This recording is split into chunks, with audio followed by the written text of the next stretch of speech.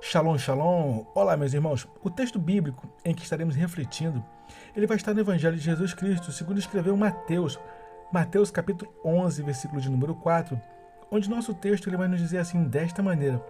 Jesus respondendo disse-lhes, ide e contai a João o que te estáis ouvindo e vendo. Meus irmãos, esta não foi a primeira vez em que Jesus, em uma das suas respostas, dá a ordem de ser realizado o ide.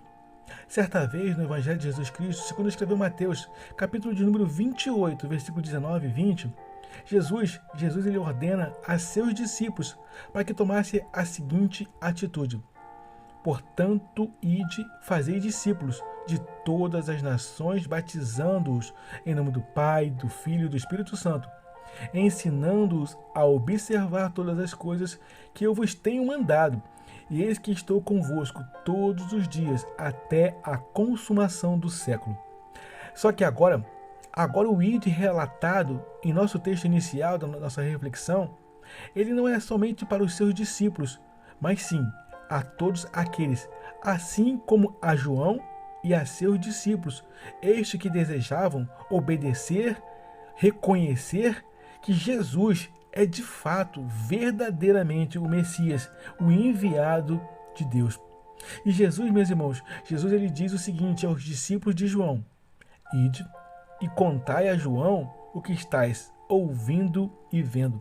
Versículo de número 5 de Mateus capítulo 11 diz assim, os cegos enxergam, os mancos caminham, os leprosos são purificados, os surdos ouvem, os mortos são ressuscitados e as boas novas estão sendo pregadas aos pobres. O que eu aprendo e compartilho aqui é que, no cumprir a ordem do ide, haverá situações que ele será destinado a uma única pessoa, individualmente. E também haverá outras ocasiões que, ao obedecermos, que ao realizarmos o ide, ele será destinado a multidões. Mas sendo tanto ele destinado a uma pessoa, como também a várias, o importante é obedecer à ordem que Cristo nos determinou. Cristo, meus irmãos, ao ele dar a resposta, ele estava fazendo uma alusão sobre a profecia messiânica que o profeta Isaías havia profetizado sobre o Messias, no livro do profeta Isaías, capítulo de número 35, versículo 5 ao 7, onde diz assim o texto, então os olhos dos cegos serão abertos e os ouvidos dos surdos se desimpedirão.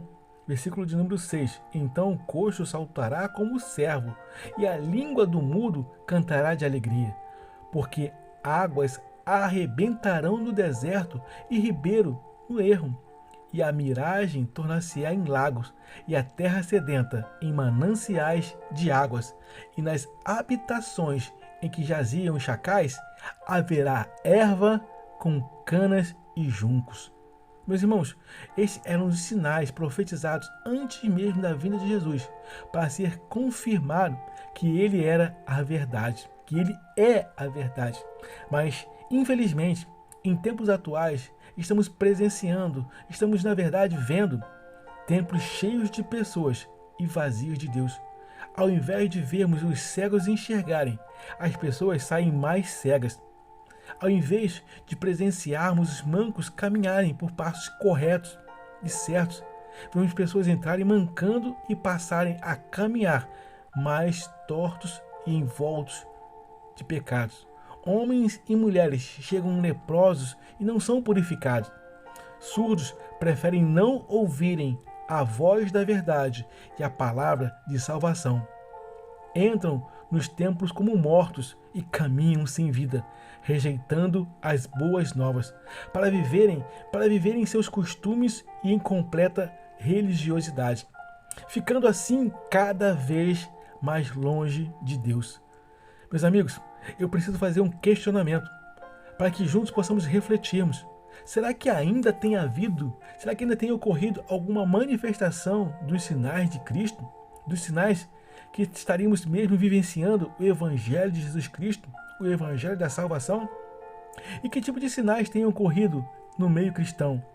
Mateus capítulo 7, versículo 15, Jesus diz: acautelai-vos quanto os falsos profetas, eles se aproximam de vós, disfarçados de ovelhas, mas no seu íntimo são como lobos devoradores. No versículo 16 diz assim, na parte A: pelos frutos os conhecereis. Observe os frutos, meus irmãos.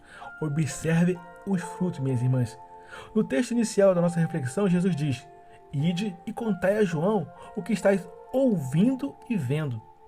Meus amigos, se fôssemos contar o que temos visto e ouvindo nas igrejas, nos templos, o que se tem acontecido nos dias de hoje, haveriam mais ou haveriam menos conversão ao Evangelho de Jesus?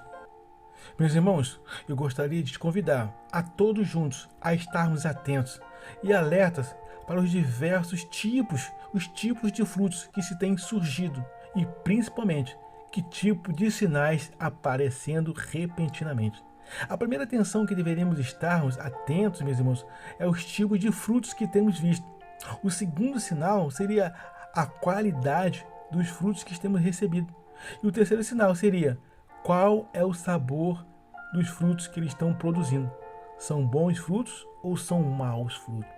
Meus amigos, os nossos olhos, eles podem até ser enganados, mas quando conhecemos a verdade que só há na palavra de Deus em Cristo Jesus, dificilmente, ao provarmos de algum destes frutos, poderíamos ou mesmo seríamos enganados ou mesmo sermos confundidos.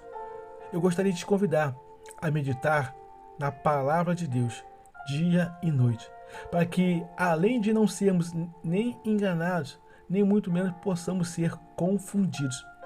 Podemos discernir e conduzir pessoas por um caminho único que leve somente à presença do Deus vivo. Que o caminho trilhado através de Jesus, somente este caminho. Meus amigos, a promessa que Jesus nos fez foi essa, a vida eterna.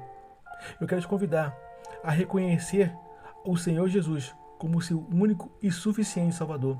Amém? E receba a vida eterna e com salvação. Meus amigos, eu quero te convidar a compartilhar com mais pessoas esta reflexão. Seja uma ferramenta poderosa, uma potência de Deus de salvação. Amém? Eu quero te convidar a inscrever-se em nosso canal, a curtir e a compartilhar. Ative o sininho das notificações. Eu quero desejar a todos uma jornada abençoada e feliz. Eu sou o capelão Alexandre Costa. Shalom, shalom, graça e paz.